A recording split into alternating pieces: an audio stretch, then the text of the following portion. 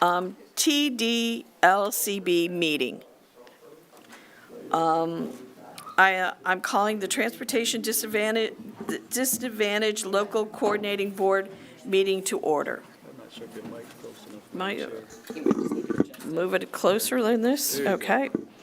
Could everybody hear what I said, or do I need to call to order again? I'm calling to order. Could we all please stand and say the Pledge of Allegiance?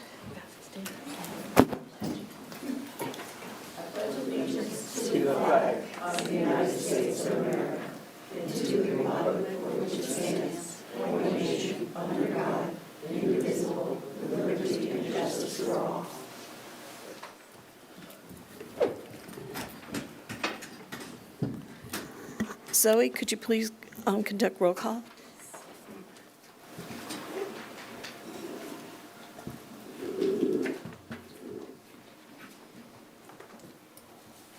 Okay. Just respond with present. If you're here, I'm going to go through the roll call. Amber Starbush. Here. Jeanette Estes. Present. Mimi Hanley. Here. Jamie Ledgerwood. Tom Camerdenner. Marisol Martinez. Here. Marion Moore. Present. Gisela Ruiz. Present. Jennifer Sharifs. Anna Mae Smith. Here. James Stringer. Here. Camille Tate. Present. Dennis Vandersdal.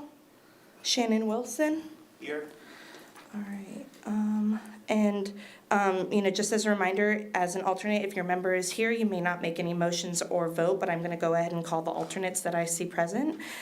Jennifer Cleveland. Present. Anthony Johnson. Present. Anthony Lorendi. Present. Were there any members or alternates I missed? Okay. And we have a quorum. Thank you. I don't see any. Sorry, yes, I got it close enough. No public comments on the agenda items. So we'll go on to item number 3, the Space Coast Planning Organization Staff Report. Ms. Patty. Good morning. My name is Patty Rendon, Transportation Planner with the Space Coast TPO. I wanted to give some project status and update highlights from the Space Coast Transportation Planning Organization. The full report is in your agenda package. The 2050 Long Range Transportation Plan was adopted by the SCTPO Board in September, and the Vision Zero Speed Management and Lighting Study is currently in the data collection and analysis phase, with plans to meet with local governments to determine field review locations in March. And the Vision Zero Toolkit is approaching completion to be presented at our April 14th Vision Zero Summit. So keep an eye on our socials and our website for more information on that. And that concludes my report, Madam Chair. Thank you. On to Mr. Terry Jordan, please, for Space Coast Area Transit Director report. Thank you, Madam Chair. A couple of brief highlights for the transit services.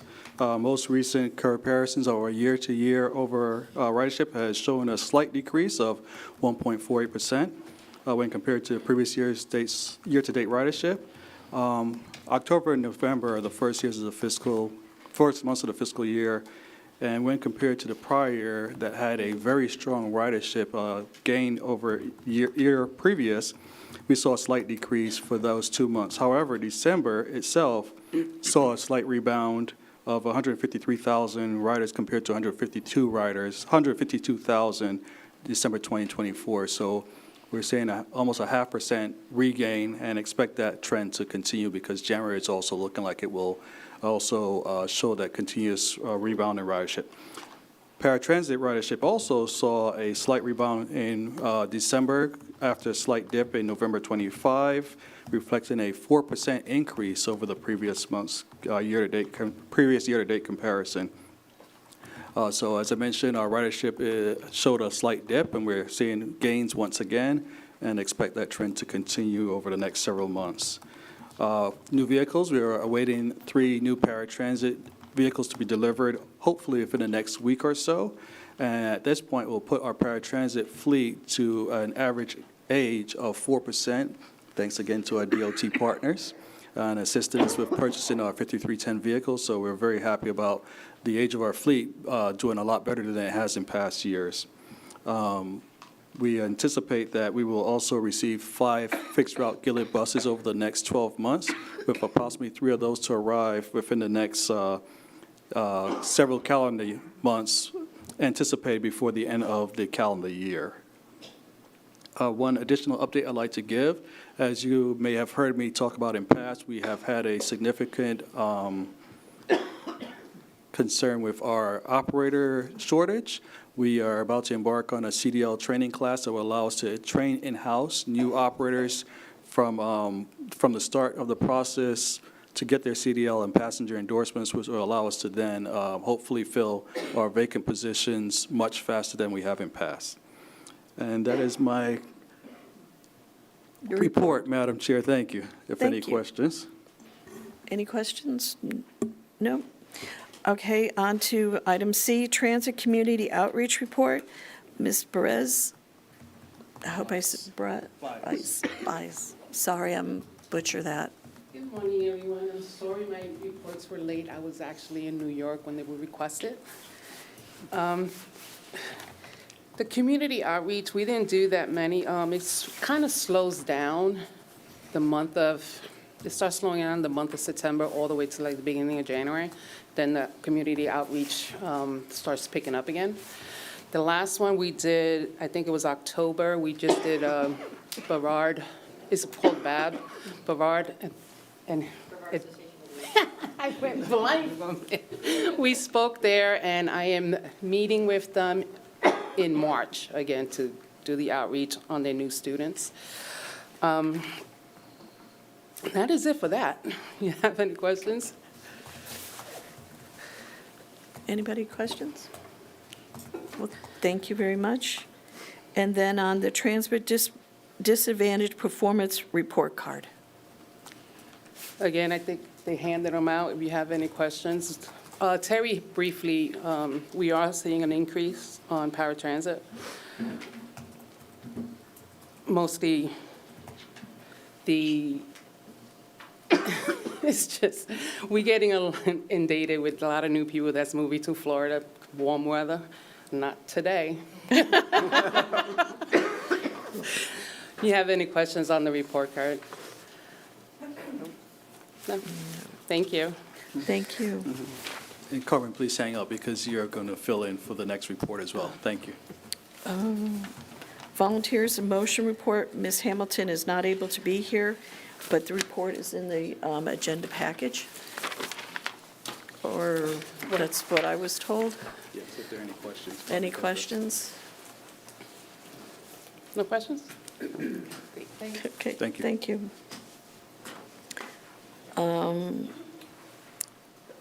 The consent, the entire consent, do we have a motion for the consent agenda for the minutes of the November 17, 2025 meeting?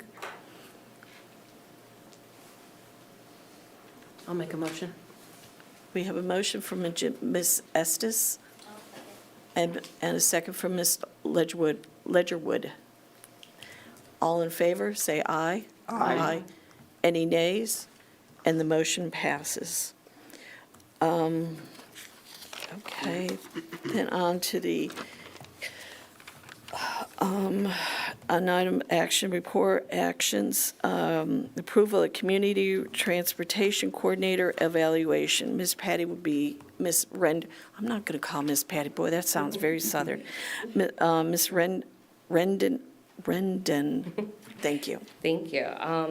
So I'll be presenting the evaluation process and outcomes of the fiscal year 2025 Community Transportation Coordinator Evaluation. Just to give you an overview, the Space Coast Transportation Planning Organization, the SCTPO, initiated the annual Community Transportation Coordinator Evaluation on August 25th, 2025. The evaluation is required per the Commission for the Transportation Disadvantaged and the Space Coast TPO serves as the Designated Official Planning Agency, or DOPA, which facilitates the evaluation of the CTC's performance in general and relative to the Commission's and local standards. So the CTC is Space Coast Area Transit. The evaluation ensures the most cost-effective, efficient, and appropriate transportation services are provided to the entire transportation disadvantaged population of Brevard County. The evaluation documented the CTC's performance from July 1st, 2024 through June 30th, 2025.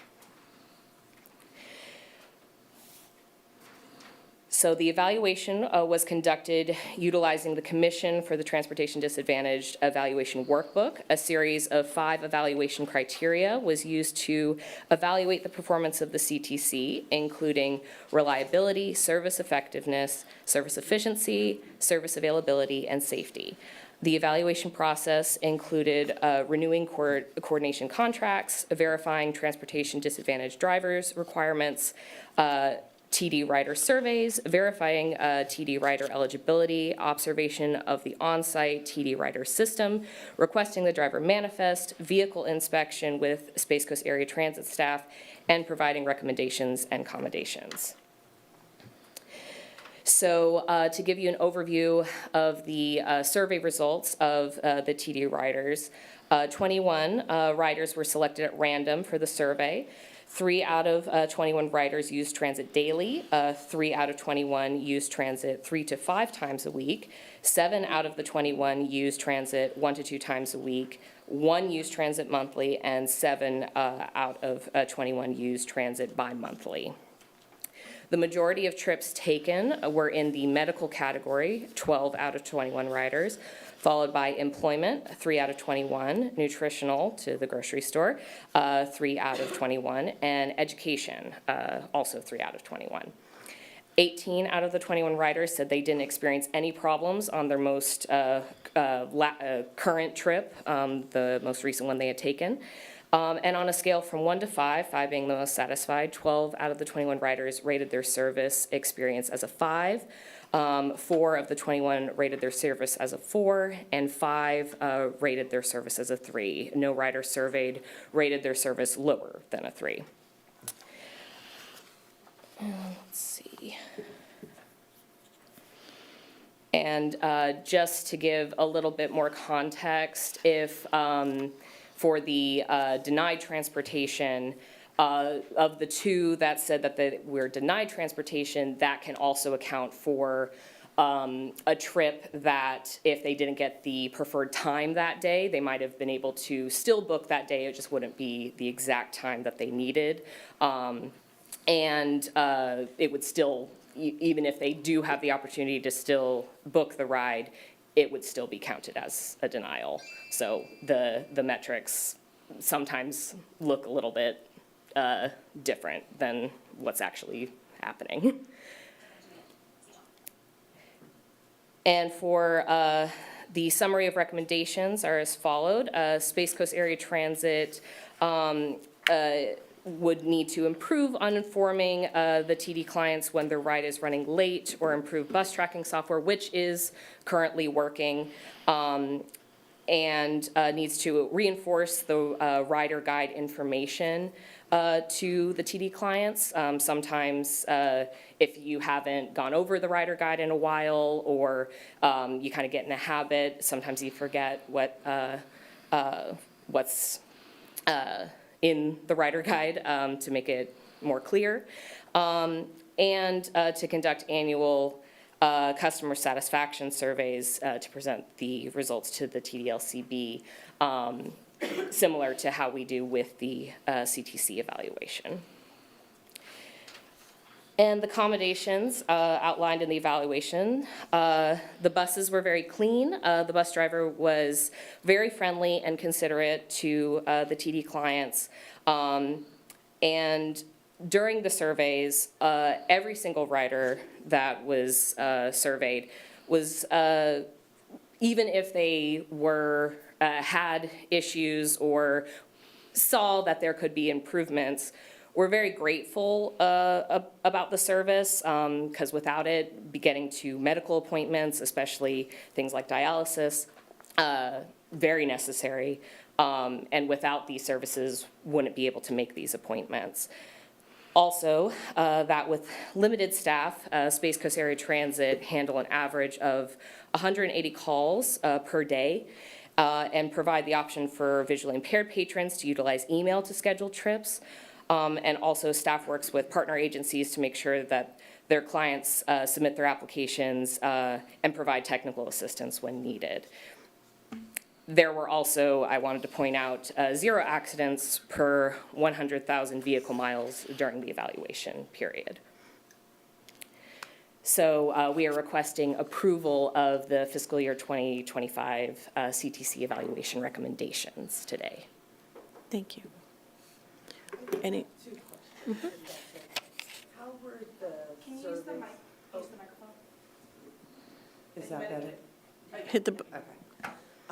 So the 2 questions, how were the surveys conducted? Were they sent via text, email, in person? I called after randomizing the list of the TD ridership, and had a list of questions asking about their most recent ride, of when it was, how it went, and more questions. Wonderful. And then, just out of curiosity, we do have a lot of riders. So the number 21 surveys, is that like typical? I'm new, so. I believe that's what's required in this CTC evaluation handbook. All right, thank you. Ms. Moore? Just, the first is, I see on your survey, and it goes 21, on a couple of the questions, you don't explain what the missing data is. Is it a yes, or is it a did not answer, or an I don't know? Because it makes a difference if 3 out of 21 people did have a problem on the last trip, or 3 out of 21 did not answer. So that one, the 3 in question, 2 of the 3 had late pickups, but we're still within the late pickup window. There's a buffer time. And then 1 missed their pickup window. So that was the problem that they said that Okay. they had on their last trip. Okay, and the other thing I wanted, it's just a suggestion, but can we transition from using the word accident to the word crash? Yes, that was a previous carryover. Okay, thanks. Thank you. Is there any other questions? I don't see any. I ask the committee, all in favor, say aye. Aye. Any, I'm sorry, do we have a motion? Ms. Tate has made a motion. I'll second. Ms. Bush seconded. All in, Is it Ms. Bush or Ms. Moore? It was Ms. Moore. Just for the purpose of the minutes. thank you. All in favor, say aye. Aye. Any nays? And the motion passes. On to the next one, approval of transit consulting services selection. Ms. Rendon? Yes. So the Space Coast TPO utilizes consulting firms for various transportation planning activities, such as the development of master plans, corridor and transit studies. This procurement focuses on transit planning to support the operations of Space Coast Area Transit. In accordance with the Code of Federal Regulations, 200.320, a selection committee that consisted of Georgiana Gillette, SCTPO Executive Director, Sarah Crom, SCTPO Senior Transportation Planner, and Terry Jordan, Space Coast Area Transit Director, was formed to develop a request for proposal package and criteria to be used to solicit and select a transit consulting firm. The RFP was advertised on November 3rd, 2025. All proposals were due November 24th. And the selection committee met on December 17th to review and score the 6 submitted written proposals. The top 2 highest average scoring firms from the written proposals were shortlisted: Kimley Horn and Associates and Vanessa Hagen Brewston. These two firms were invited to give oral presentations on January 12th, and the top firm, VHB Inc., scored the highest overall score and is being recommended for approval and award of the contract. An agreement has been developed with the awarded firm and has been reviewed by the SCTPO's legal counsel. The agreement includes standard contract language addressing issues of payment of work, appeals, public records, audit rights, and insurance, non-discrimination, et cetera.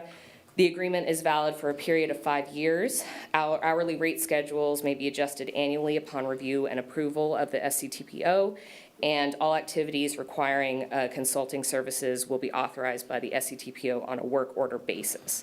Each work order will contain a detailed scope of services, schedule, and fee proposal. So we are asking for approval to recommend to award the professional transit consulting services contract to VHB and approve their professional service agreement. Thank you. Is there any questions? I don't see any questions. Do we have a motion? I'll give a motion. Ms. Bush? Seconded by Ms. Ledgerwood. All in favor, say aye. Aye. Any nays? And the motion passes. Thank you. Now we have the annual member orientation and sunshine law presentation by Georgiana Gillette, who is the director of the Space Coast Area Transit. Thank you, Madam Chair. Okay. All of these Space Coast agencies. Well, thank you, Madam Chair and committee members. It's really good to be with you this morning. To kick off the first meeting of the year, we wanted to give a very high-level member orientation and a sunshine law presentation. And for the veterans in the room, this is going to be a little refresher for you. You can use you got the arrow keys. Yes. All right.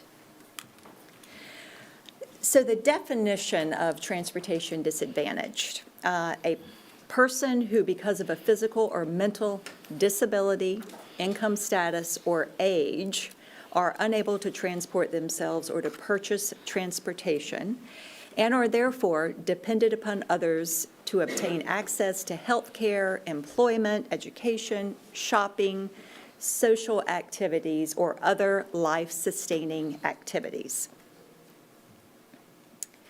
So this is the organizational chart for the Transportation Disadvantaged Program.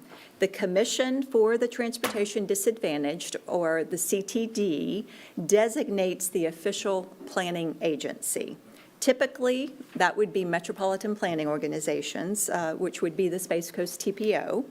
And every 5 years, the TPO designates or recommends the Community Transportation Coordinator, or the CTC, which is Space Coast Area Transit. The TPO administers the Transportation Disadvantaged Local Coordinating Board, which is you sitting here. And the Local Coordinating Board is an advisor to the transit agency, and that is the structure that we are operating under. So what is the Commission for the Transportation Disadvantaged? The Florida legislature created the commission in 1969. It's an independent state agency housed under the Florida Department of Transportation. The commission sets policies and provides direction in quality assurance and procedures, contract management and training, review of policies and procedures, and financial accountability.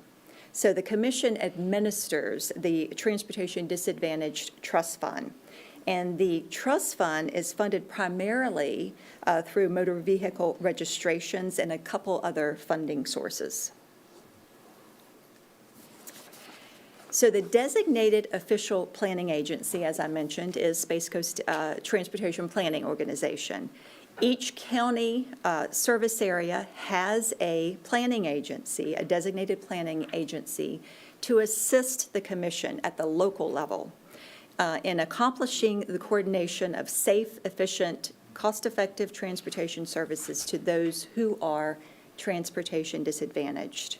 The TPO is responsible for appointing members and provides staffing to the service area's local coordinating board. The TPOs are responsible for the development of the area's transportation plans and for coordinating the planning process. We are also responsible for prioritizing transportation projects for state and federal funding. The TPO was established in 1977.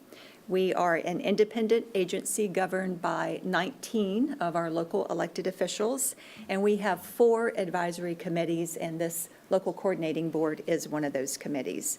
But at the end of the day, you know, the goal is to provide a continuing, cooperative, and comprehensive planning process. And we work very closely with the Florida Department of Transportation, our local governments, our modal agencies, and especially Space Coast Area Transit. And we have a great relationship with Terry and his team, and we appreciate his leadership. So the Community Transportation Coordinator, Space Coast Area Transit, can be governmental, private for-profit, nonprofit, or a public transit entity that is under contract with the commission.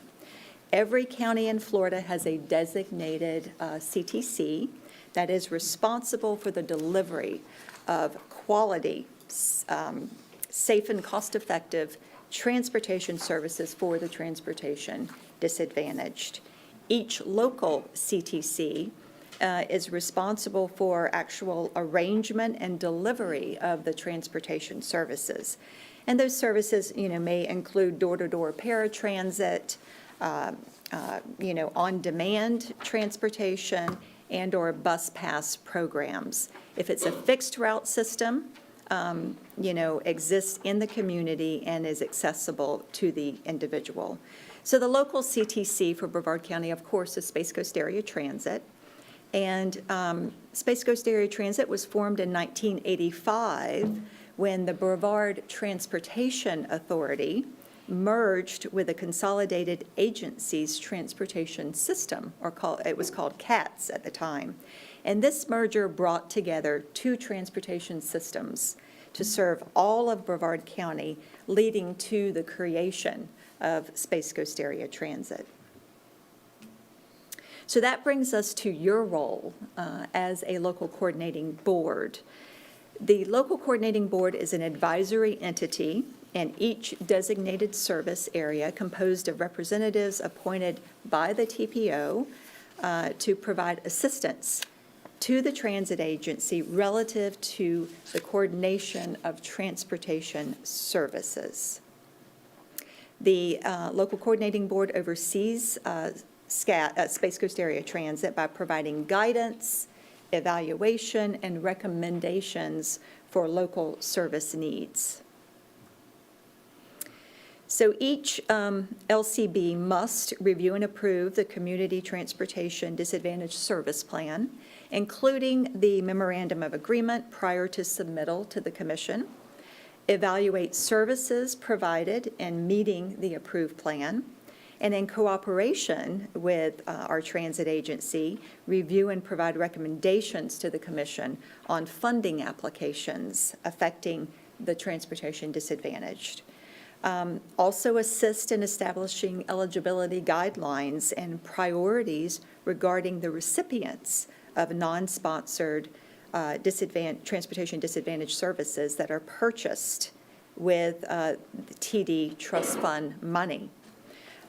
Review the coordination strategies of service provision to the transportation disadvantaged in the designated service area, and evaluate multi-county or regional transportation opportunities. And as you can see here, there are some very important agency and community representatives that serve on this committee. And, these are some of the member duties: attend quarterly meetings, review and adopt bylaws, appoint a grievance subcommittee, review and approve the annual expenditure report, the CTC evaluation, which Patty just presented, and appoint a vice chair, and there are other duties as well. No member, as far as voting is concerned, no member of a board or commission who is present at a meeting of the board or commission at which a official decision, ruling, or other official act is being taken or adopted may abstain from voting. Now, I would assume if there's some sort of conflict of interest, that's different. But everyone must be, put in their vote. So the grievance committee is a subcommittee of this local coordinating board. The primary purpose is to process, investigate, and make recommendations to all unresolved grievances and/or complaints related to transportation disadvantaged services. The grievance subcommittee provides a mechanism for issues to be brought before the subcommittee to address unresolved complaints, which shall meet as often as necessary to resolve complaints in a timely manner. Membership of the grievance subcommittee shall be comprised of a total of 5 voting members of this board, or excuse me, of the committee. Alternates shall not be members of the grievance subcommittee. And also, this kind of outlines the membership composition and quorum requirements. The chair and the vice chair of the TDLCB shall serve as 2 of the 5 members. 3 at-large voting members shall be nominated and selected by this LCB at the last calendar meeting of each year. The grievance subcommittee members shall serve for a period of 1 year, beginning January 1st and ending December 31st of each year, or until a new committee members are appointed, whichever event shall occur later in time. The grievance subcommittee members may be reappointed each year if willing to serve, and a simple majority, 3 members of the subcommittee shall be present for any official action to be made when the grievance meeting is being held. So a formal grievance is a written complaint to document any concerns or unresolved service complaints regarding the operation or administration of the transportation disadvantaged services by the CTC or the Space Coast Transportation Planning Organization or the Transportation Disadvantaged Local Coordinating Board. So a grievance could be placed for all 3 of those. The intent of the grievance procedure really establishes, procedures and policies to follow in resolving grievances or complaints from agencies, users, potential users, subcontractors, and other interested parties concerning transportation disadvantaged services. And so step 1, the complainant should direct any initial concern to the CTC, that is our transit agency, prior to filing a formal grievance. The CTC shall provide a response within 7 workdays from receiving any complaints. And if the complainant determines that the response from the CTC, Space Coast Area Transit, is unsatisfactory, then they can file a written complaint. A written formal grievance, I should say, with the Space Coast TPO within 15 workdays of receiving Space Coast Area Transit's response. So step 2, if the complainant wishes to file a written formal grievance, they would do so using the TD Services grievance form to submit to the TPO.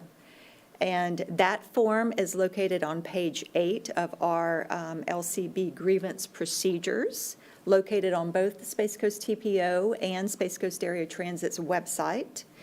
And of course, the complainant may also call Space Coast Area Transit or the TPO as well.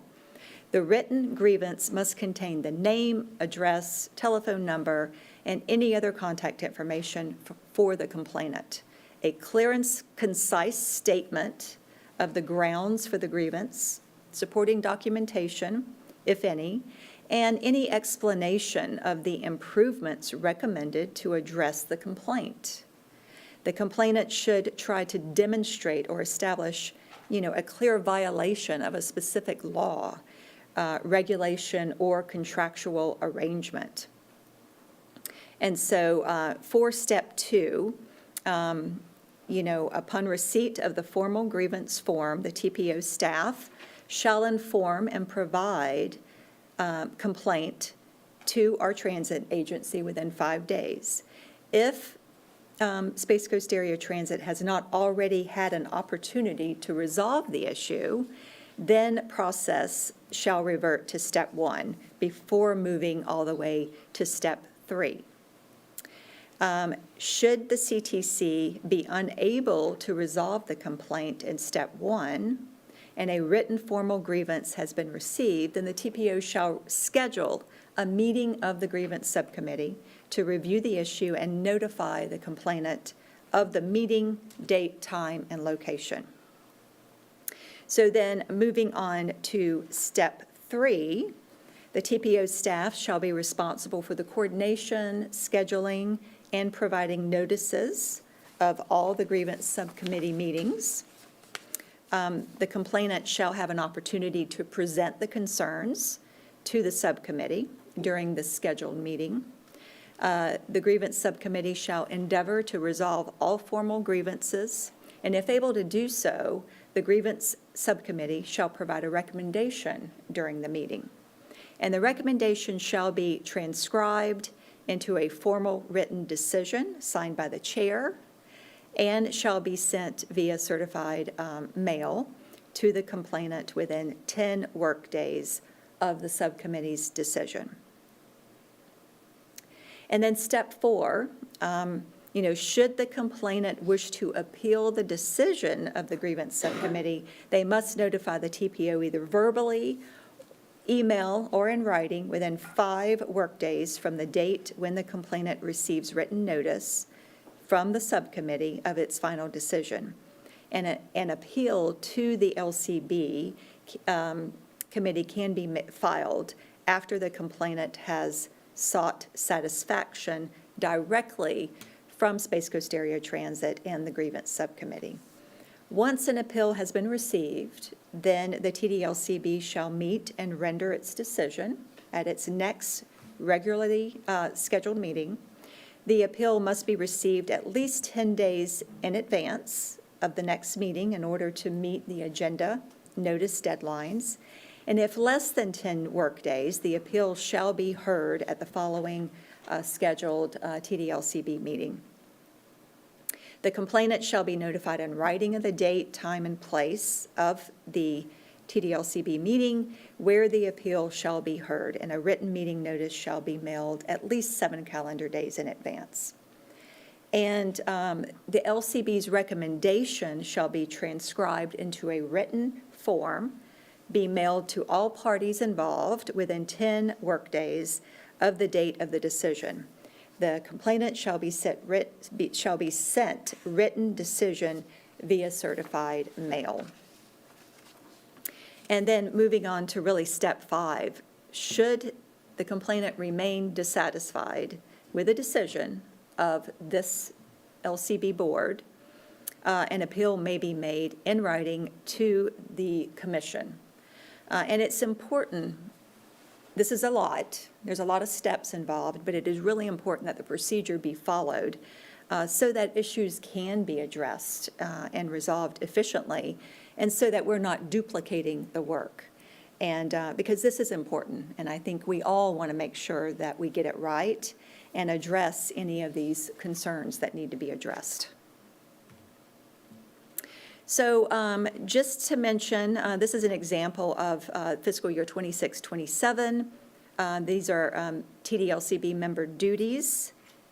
And also, here are a couple examples of those duties in the third and fourth quarter of the year. These are very important duties here.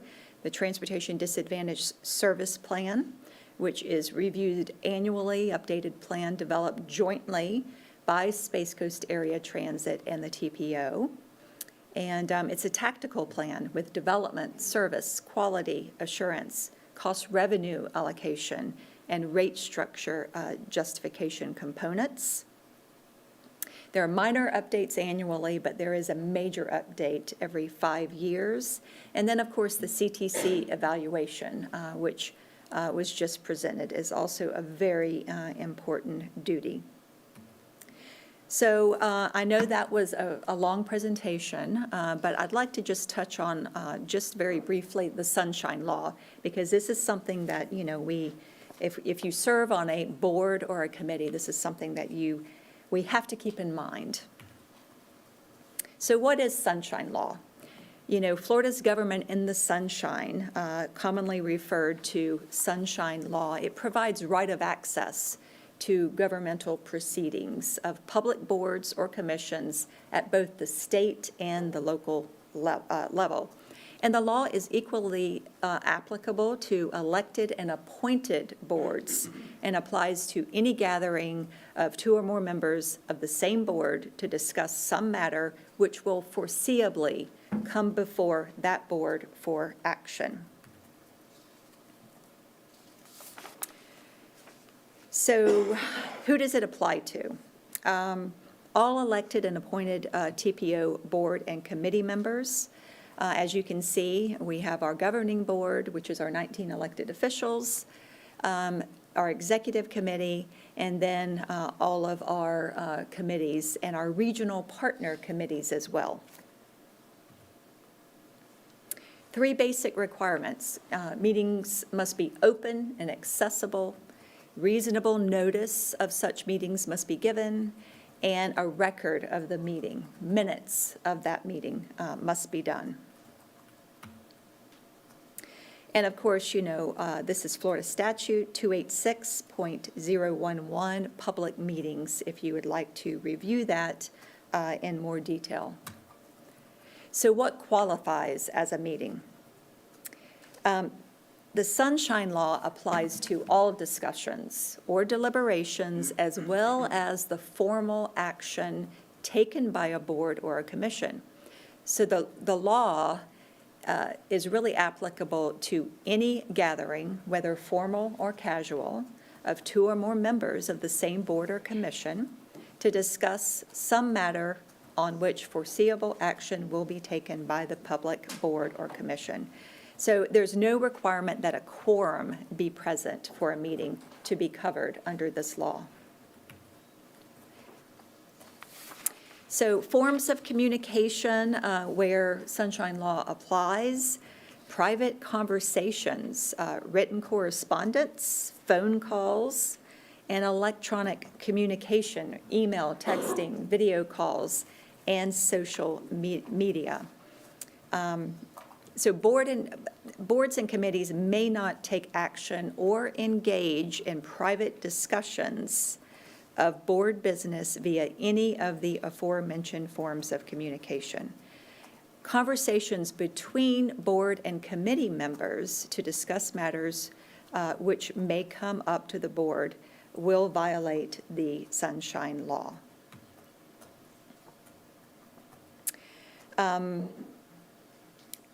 Let me just also mention, board and committee members may send a written report. I want to make the clarification there, to other members on a subject, if they want to report out on it. This is an informational item that will be discussed at an upcoming public meeting without violating Sunshine Law. If prior to the meeting, there is no interaction related to the report among the members and the report. Email communication of information from one council member to another is a public record, but does not constitute a meeting subject to the Sunshine Law. When it does not result in the exchange of council members' comments or responses on subjects that may be coming up in the foreseeable future. If, on the other hand, the report is circulated among board members for comments, with such comments being provided to other members, there is interaction among those board members, which is subject to sunshine law. So it can be tricky, but a lot of it is common sense, but it can be tricky, and that's why we need to be careful. And there are some pretty serious sanctions for violations of sunshine law. And I don't know how often, things like this happen, but if it is, something pretty big and hits the news, I can certainly believe that there's some pretty serious sanctions put on certain members. And I'm going to end with that slide and open it up to any questions from the committee. I have some questions, please. So specifically, we talked about the mall, the issue with the mall, and that's when we weren't clear about whether, we could discuss it with each other, and we were told that we could because it's not something that we're voting on, and it's not like an agenda item, because, and so we moved forward, Tony and I moved forward, being told that we could communicate, and, Camille said, yeah, just keep me updated on what's going on, because she's tried to make progress with it in the past. So that's what we did. We thought in the past that we were not allowed to do that, and so we didn't. We all, didn't talk about anything.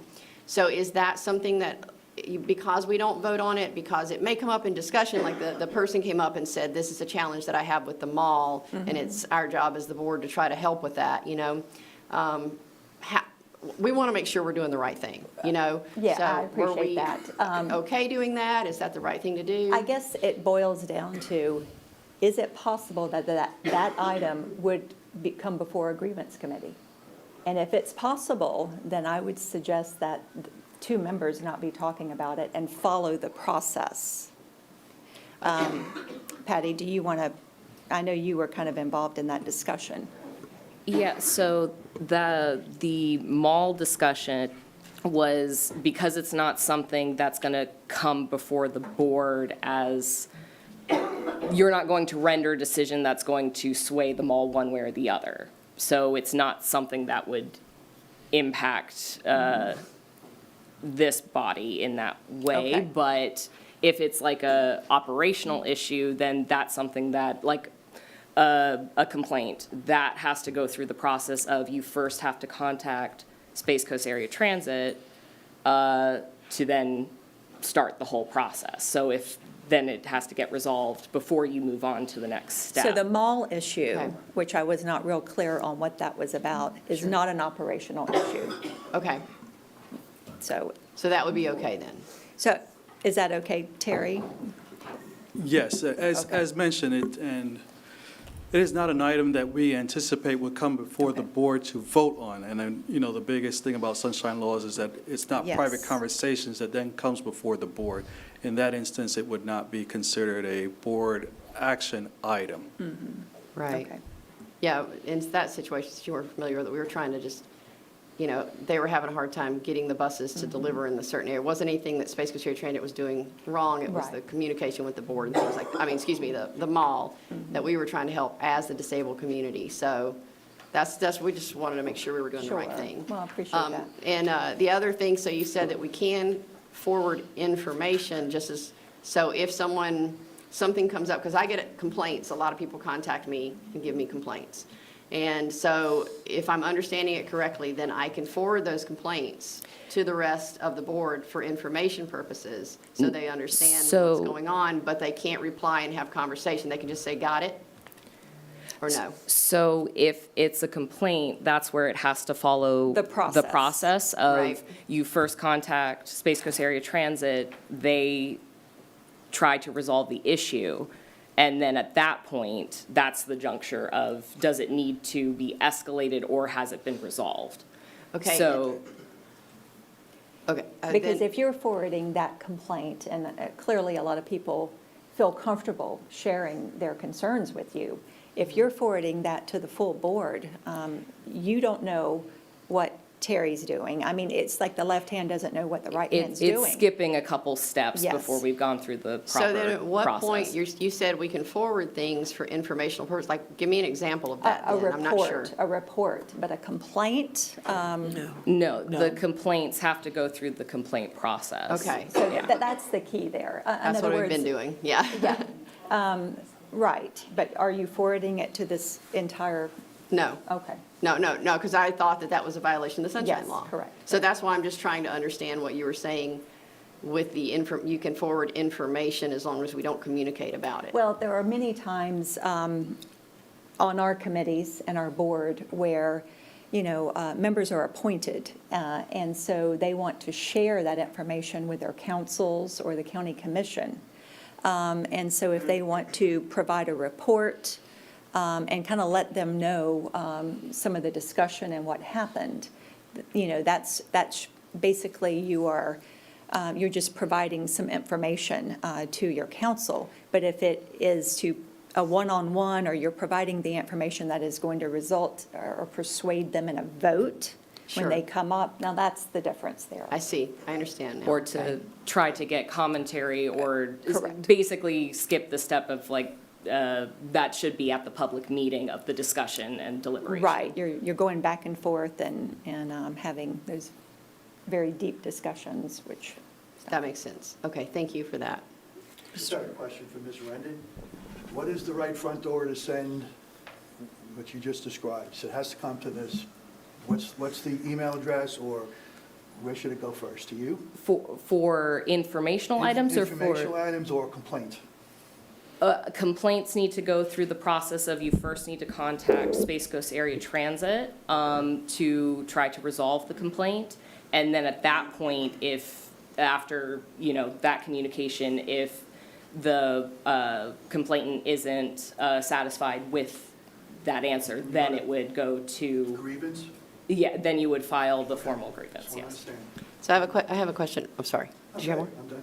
Okay, I had a question about that too. So what my experience has been as a writer since like 2011, and then as a board member for, 6 years, however long I've been on this board, is that as a writer, nothing changed. We complained as much as we could. I didn't know about this board, nobody else that I knew about the board, and we complained and complained, and nothing changed. I finally found out about the board, got on the board, we started bringing the complaints to the board, and that's when we started getting some resolution. And the challenge is that they said, okay, you got to do the official complaint, but what I have seen and what I have found is that the person, and hopefully it's getting better, but the person who makes the complaint gets better service, and then I get another complaint from somebody else who has the same problem that person just got resolved, and then another person, and then another, and then another, and that continues and continues and continues.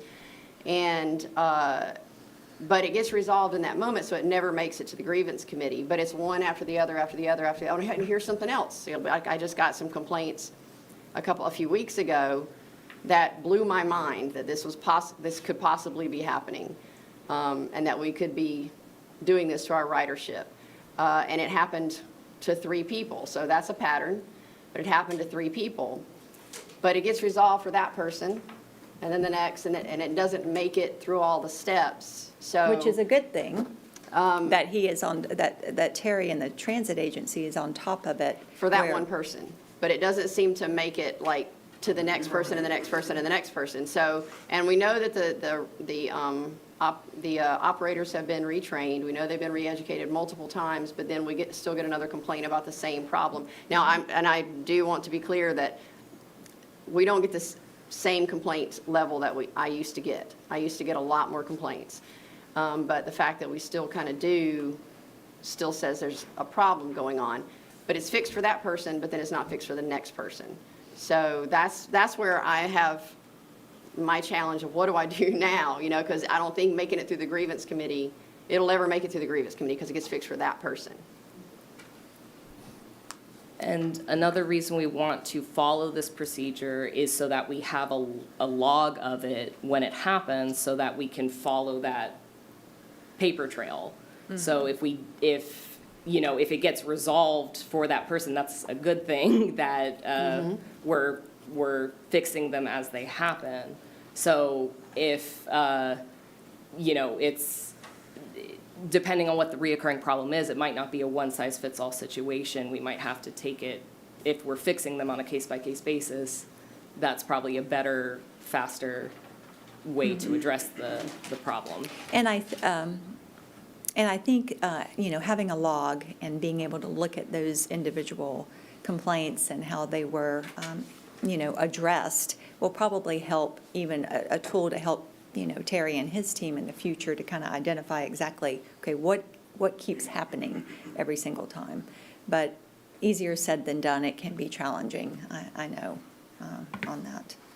But understood, I see your point. And, but I think for Patty to be able to log this information and understand what's happening is going to help all of us. Because at the end of the day, we want to do better together. And so, yeah.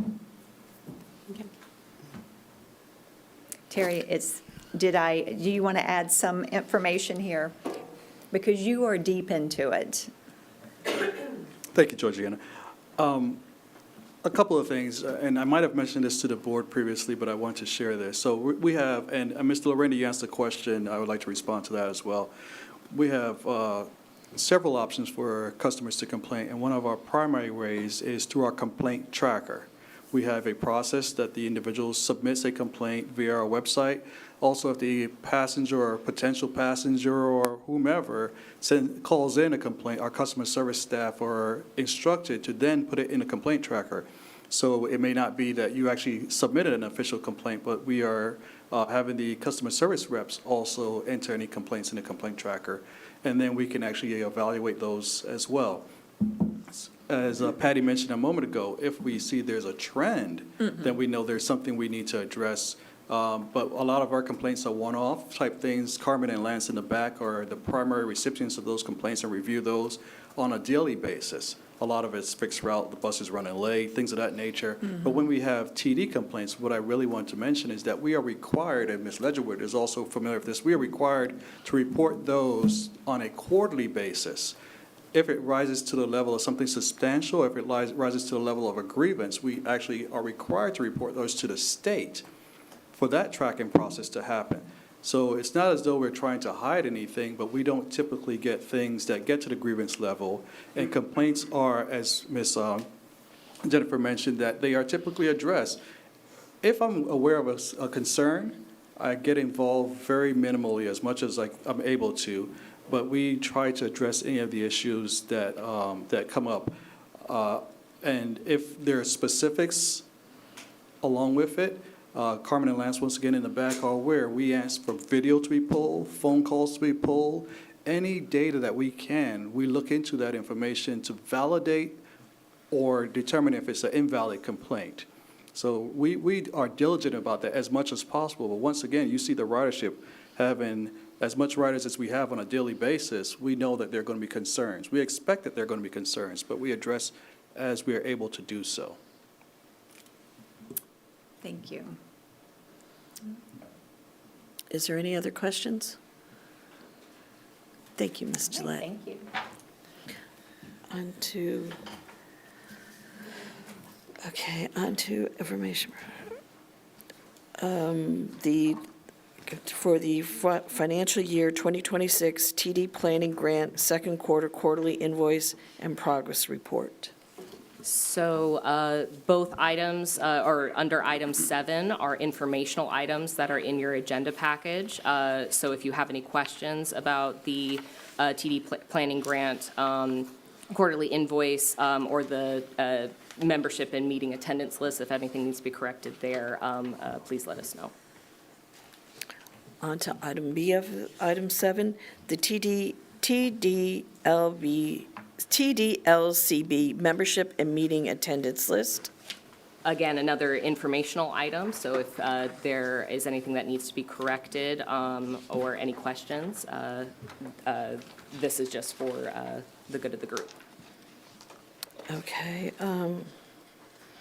I don't think there's any more member discussion. Do we have any more member discussions? items? The agency member report, so any member discussion, updates, or upcoming events to share with the good of the group.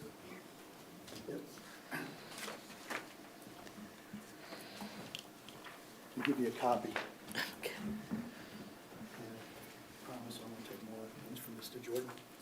Okay. Yep. All right. Pardon my back, everybody. Good morning, all your attendees today.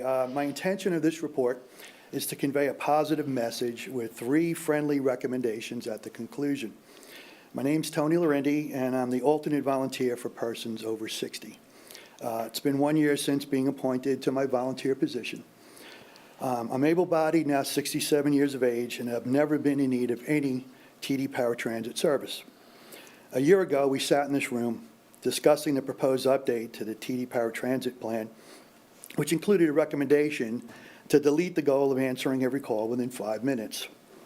So over the past year, I've listened to relatively few board members and several of the public users of the service describe their experience securing TD paratransit service. The complaints they expressed were experienced after their applications to request service was approved. So this report is applicable to my experience inquiring about the expectations of using TD paratransit before an application to request service is submitted. My purpose was to gain an understanding of how to request TD paratransit services after an application was approved and what to expect when I use that service. I'm informing you that I made 10 inbound calls to the TD paratransit staff between December 9th, 2025 and January 2nd, 2026, during the end of the holiday season. Each time I called, I stated my name and why I was calling, which truly was on behalf of a neighbor who's not computer literate and needs to request approval for TD paratransit service. So once again, my purpose was to gain an understanding of how to request TD paratransit service after an application was approved and what to expect when I would use the service. So all of my exchanges with the TD paratransit staff were courteous and professional. Of those 10 calls, all but one was answered in less than 30 minutes.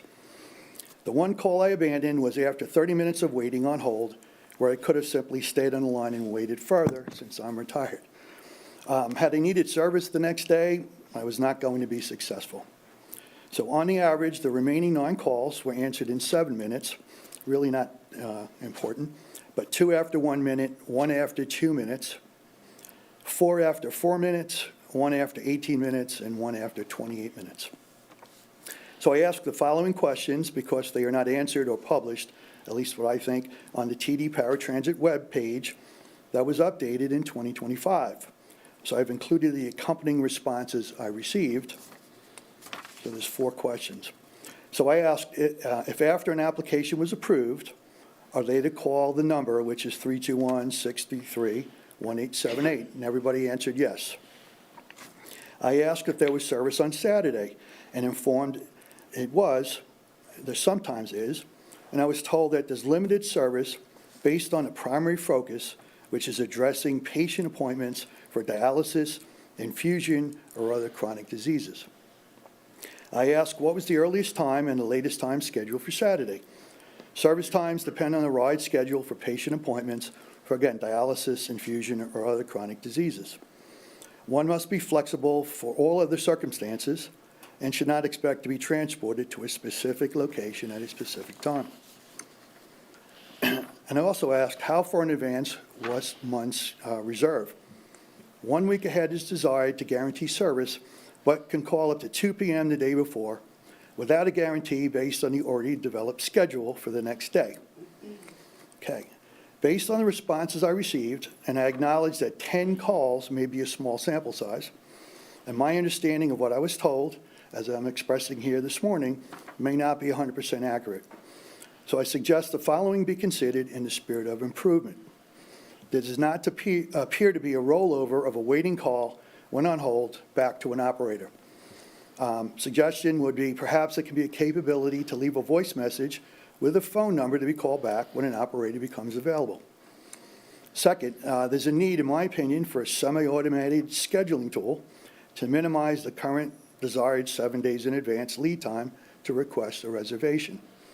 A reasonable assumption I'm making is that the schedule is manually constructed and not easily modified once it's cast. And lastly, in addition to implementing that semi-automated scheduling tool, there must be an alternate method of satisfying those riders who are not in need of service for dialysis, infusion, or other chronic disease treatments. Otherwise, I expect similar results where those approved to request service will not be accommodated. And just for editorial thing and suggestion that all board volunteer positions, including alternates, be given an opportunity to present as long as necessary. I understand the 3 minutes is so we don't ramble on. And I thank you for allocating time for this member report and for your time listening today. Thank you. Thank you. Thank you very much. We'll look into that. We'll look into that.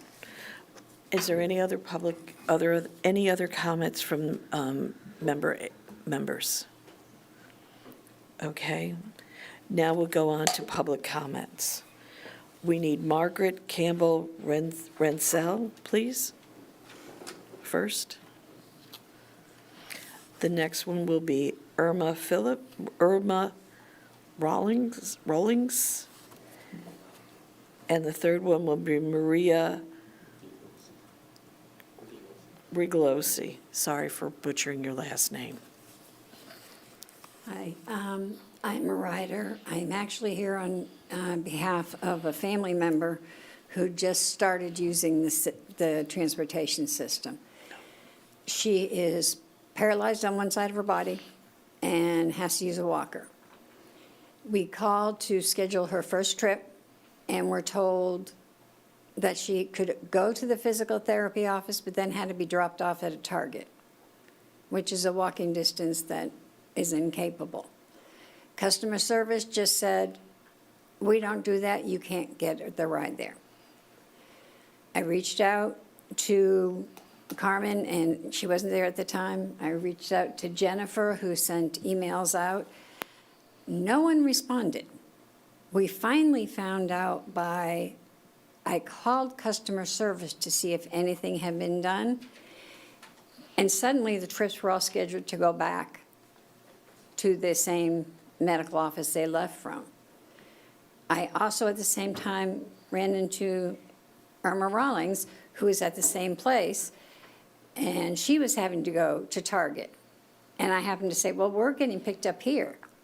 No one ever called her, no one contacted her, but they changed her trip, the same thing. It's, when you reach, to me, customer service should be at least responding when they change trips and making it easier. The stress on the people that are scheduling it, trying to figure out how they're going to get home is very difficult. Carmen reached out to me when she got returned, but somehow it got fixed, but no one ever responded to let anyone know.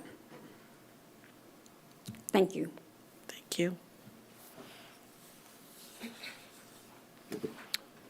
Actually, I do apologize. Madam Chair, if you don't mind, I'd like to. Sure. For the sake of the board, I don't want to seem as though we're we're hearing and not responding. So I was made aware of this specific concern from Ms. Cleveland directly. So Ms. Cleveland sent an email, which was a forward of another email, and I was made aware of it. She actually sent it to me, I should say. When I became aware of the concern, and it was inaccurate, concern of a passenger being dropped off at a destination different from her requested location, I definitely would admit that. When I became aware of it, I talked with staff. I found out it was an old policy that they were still adhering to because of the hammock landing, the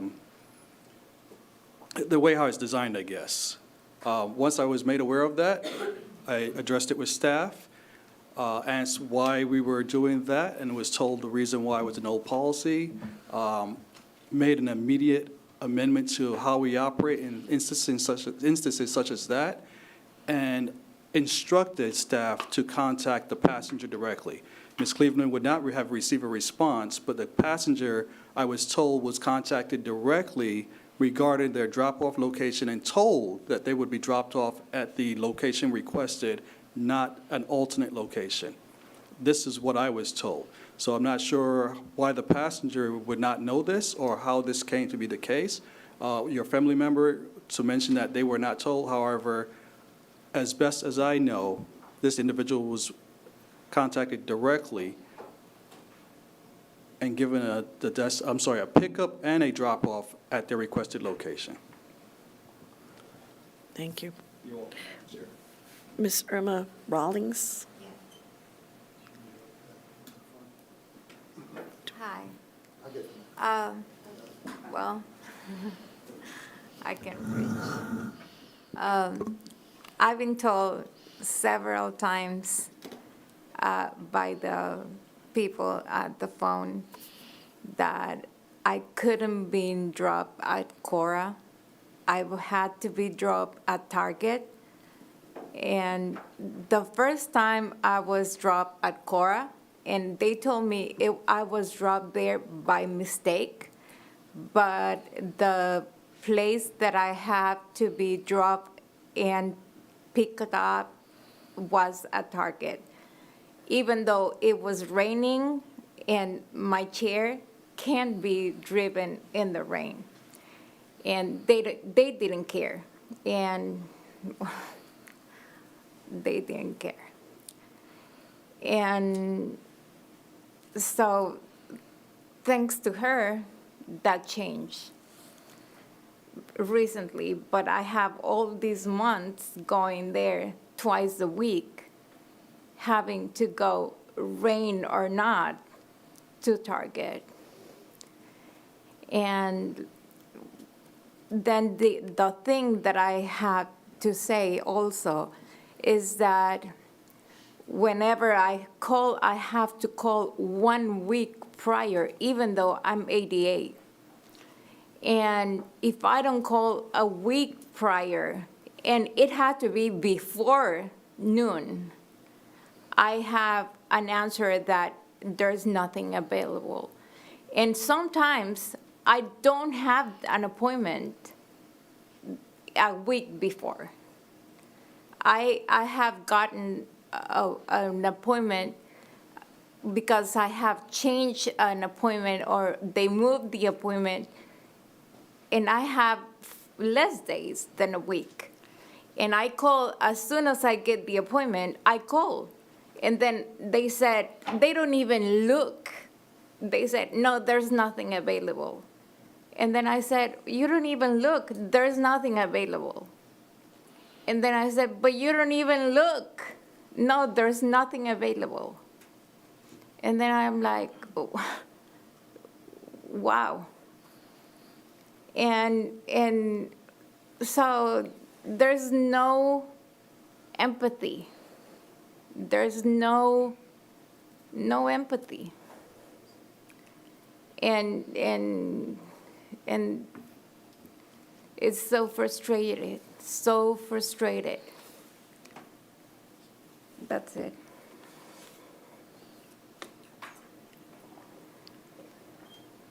Thank you. Thank you. Again, Madam Chair, if you don't mind. Yes.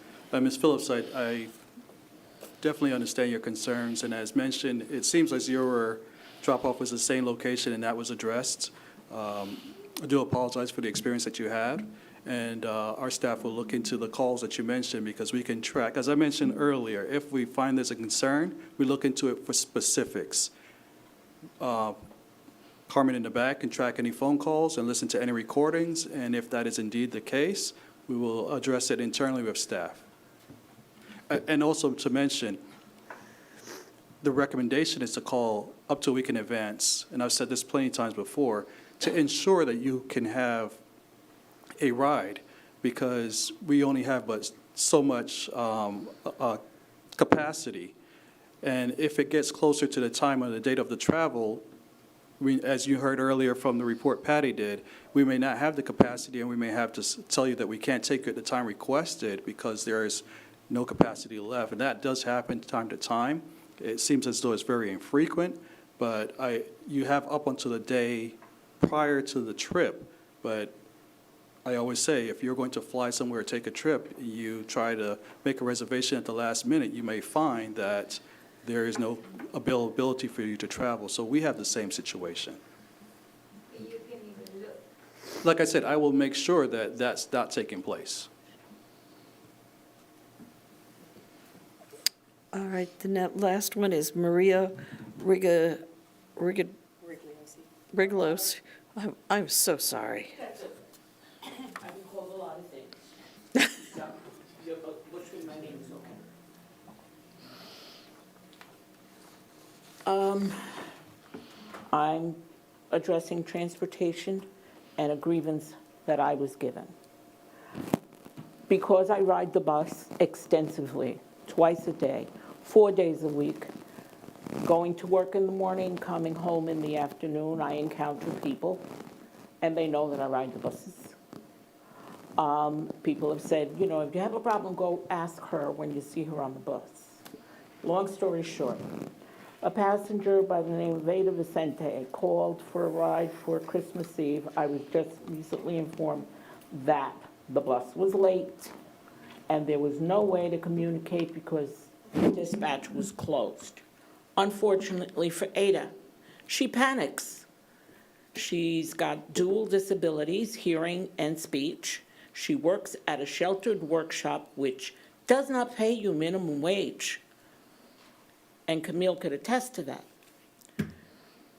So what she earns, she augments her Social Security. She was very upset. She called Uber. She got there through Uber.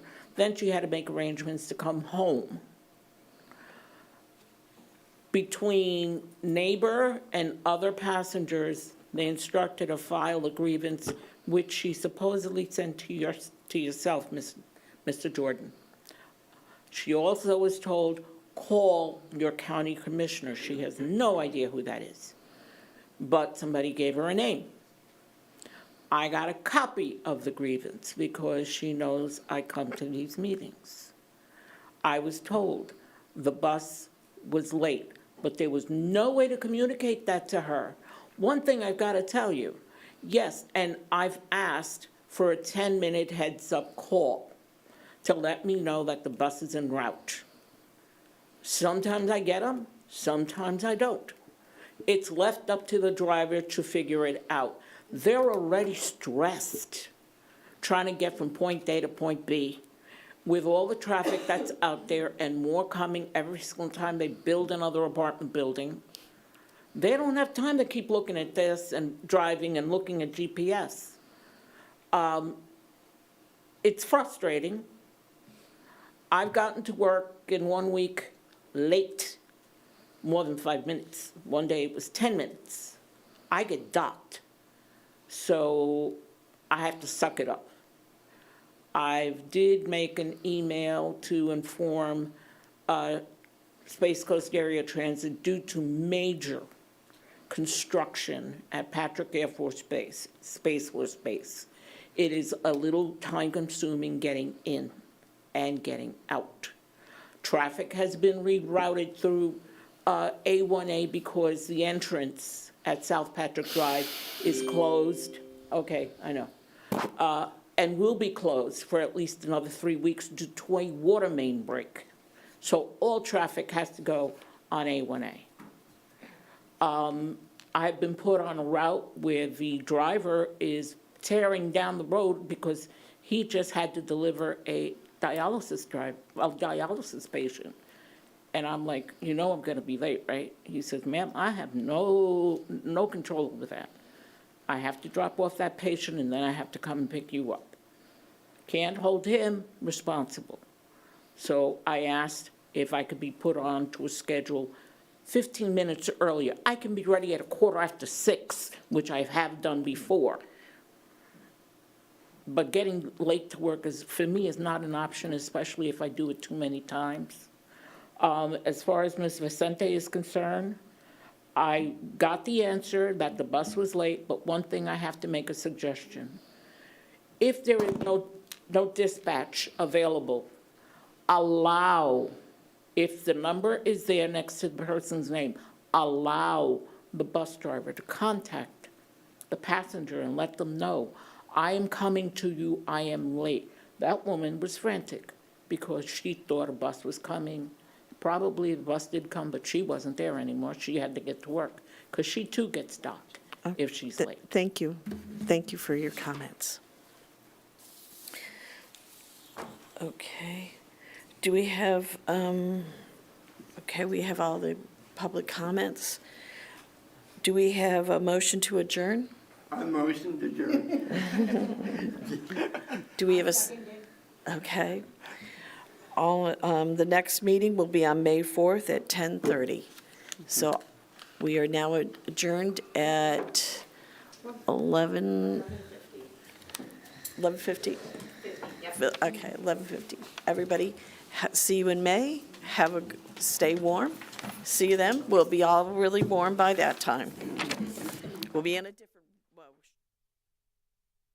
The opinions expressed by any member of the public during any period of public comment do not necessarily reflect the views or opinions of the Board of County Commissioners of Brevard County, Florida, Space Coast Government Television, or the program sponsor, and are solely those of the presenter. The Board of County Commissioners of Brevard County, Florida, Space Coast Government Television, and the program sponsor hereby expressly disclaim any and all responsibility or liability for any defamatory or slanderous statements expressed by any member of the public during any such period.